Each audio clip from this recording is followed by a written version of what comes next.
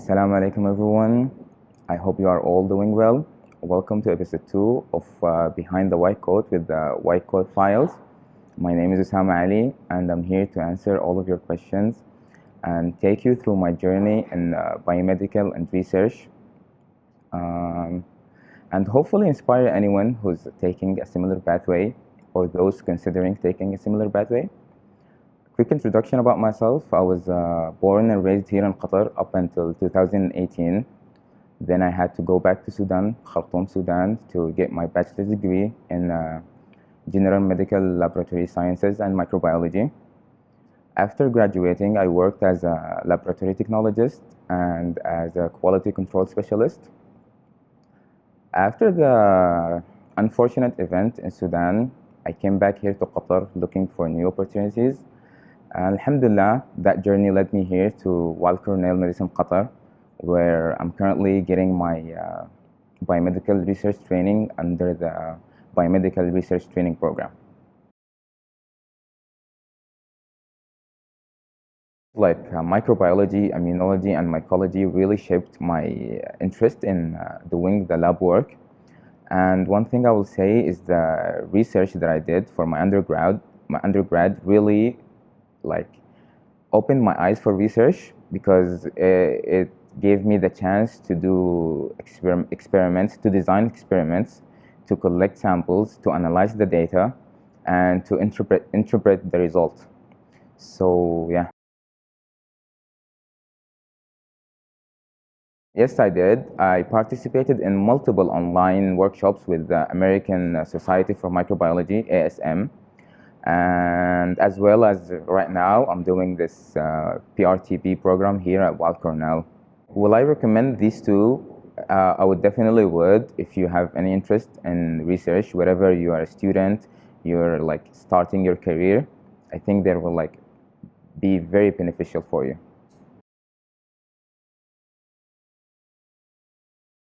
I think for an MLS grad, it's not that hard to become a researcher. But to me personally, no, it wasn't me graduating and getting into research immediately. But it first clicked when I was doing my thesis, and I felt like this is something I want to do as a career. And I just I know I didn't work as a researcher after graduating, but deep down I knew this is something I want to do, and I just waited for the right opportunity, I guess. Actually, I've worked as an MLS technician in Sudan in a private lab. I didn't go directly into research, but I feel like I'm so grateful for the experience I gained from that work because it's been helping me so much with the research work that I'm doing right now.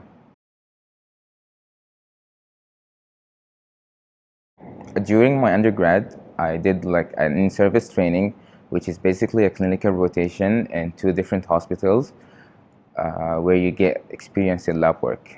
And after that, I did my work with the private lab in Khartoum.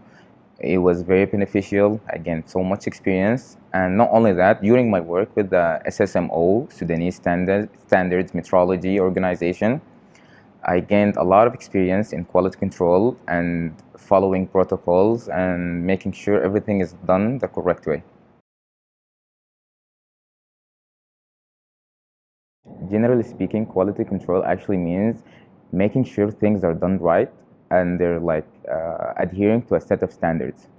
But in the line of work that I used to do, it meant me going to a manufacturer and do a full inspection, making sure they're adhering to the process and the product they're providing, the service they're providing, and whatever product they're giving, whether it's food, it was mainly food. So I would do the whole inspection, take whatever product they produce, and take it back to the lab and run tests and make sure it's meeting the criteria that it should meet in the first place. Yeah, I did my research, my undergrad research, titled "The Prevalence of Hepatitis B Among Pregnant Women in Khartoum, Sudan," and I feel like that research experience have been the major foundation of my research interest because, like I said, I got to design the experiment, I got to collect the samples, collect the data, analyze them, and come up with the final result. So that research has like a special place in my heart because it definitely shaped the way I'm thinking now and the kind of work I want to do in the future. Three skills I would say really helped me out is I wouldn't call the first one, I wouldn't call it a skill, but it was me being comfortable in the lab. It's like highly recommended to be comfortable in the lab and with the work that you're doing. And then following protocols, you really need to follow protocols to the details. And last thing I would say is paying attention to details. Like details really do matter. And like there's a lot of skills that you might need, but I feel like those three, like they were the most beneficial for me. Success as an MLS, you definitely need a lot of skills, but three skills I would say rank top three is to be patient, to be well organized, and to do your work in a high level of accuracy. To define success, the work that you're doing needs to be accurate. And you definitely need a lot of skills, but focusing on those three, I'm pretty sure you have the rest and you will get the rest done. So the BRTP program at Weill Cornell Medicine, Qatar is a 10-month program, intensive program, designed to recent graduates who are interested in biomedical research.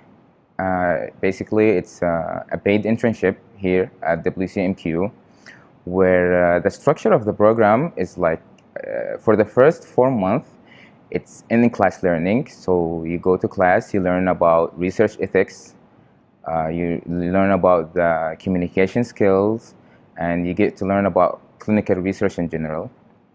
For the rest of the time, you do wet lab work, and the program also provides you with scientific writing skills. It teaches you how to do grants proposal and how to do a research communication, giving you, like I would say, it would give you the best foundation to follow a career in biomedical research.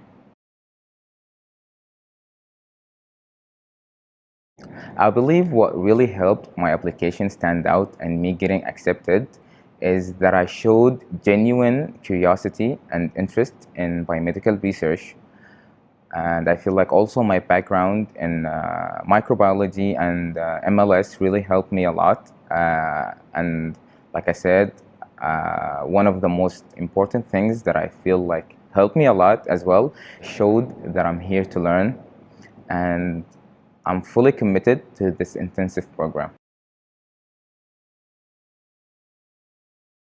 So typically you would join an existing research under a PI.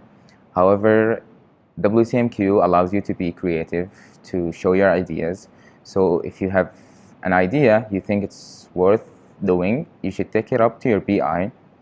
I think he or she would definitely be the best person to help you further develop it and carry it out in the best way possible.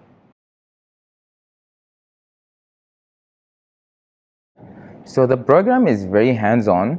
Participants spend 4 months doing the in-class learning, where they get to learn about clinical research, about ethics, data analysis. And like I said, for the rest of the time, you do actual wet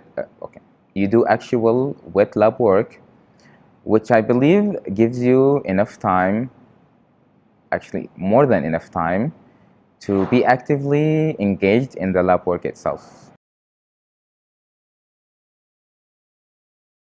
Personally, from the program, I gained a lot of handwork experience, confidence as well in the lab, and deeper understanding of how the biomedical research works. And it also helped me develop more skills in data analysis, scientific writing, definitely scientific communication, and becoming a better researcher, hopefully.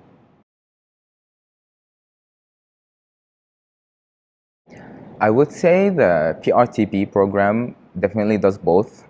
It provides you with a strong foundation in biomedical research, as well as giving you the tools, the knowledge to one day grow to be your own researcher in your own focus and pathway.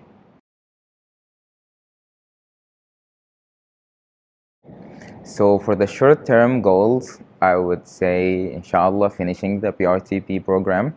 And then I see myself doing my master's degree in HPKU and working as a research assistant as well. But in terms of long goals, definitely want to get my PhD. And I also see myself as a PI working with the research team, focusing on women health, infants, and as well as developing and advancing the medical healthcare. One thing I would do differently is to seek out for research opportunities sooner. But keep in mind, it's never too late, but I feel like if I did reach out sooner, looking for opportunities sooner, it would have helped me with the work I'm doing today. It would have elevated my skills and the research work that I'm doing today. Okay, my advice would be to network, start talking to people in the research field, ask questions, definitely ask questions, look for opportunities to shadow, to assist in any lab work or any research, even if it was small. This is how I started, by staying curious, asking for help, and learn as I'm going. So we're coming to the end of this interview. Before leaving you guys, I just want to thank you for listening and watching this episode. I also want to thank my family for showing their continuous love.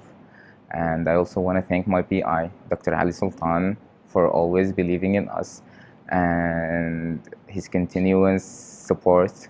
And I also want to thank the White Coat File page for the amazing work they're doing, for helping people getting the opportunities they need to guide them through the dark alleys and doing all of this amazing work. And if there's one thing that I want to finalize with is, I want you to know that wherever you are, you're exactly where Allah wants you to be. So you can be anything in this world. You can do whatever you want. Don't let life, people, or anyone tell you otherwise. Always dream big, aim high, and whenever the opportunity presents itself, make sure you take it.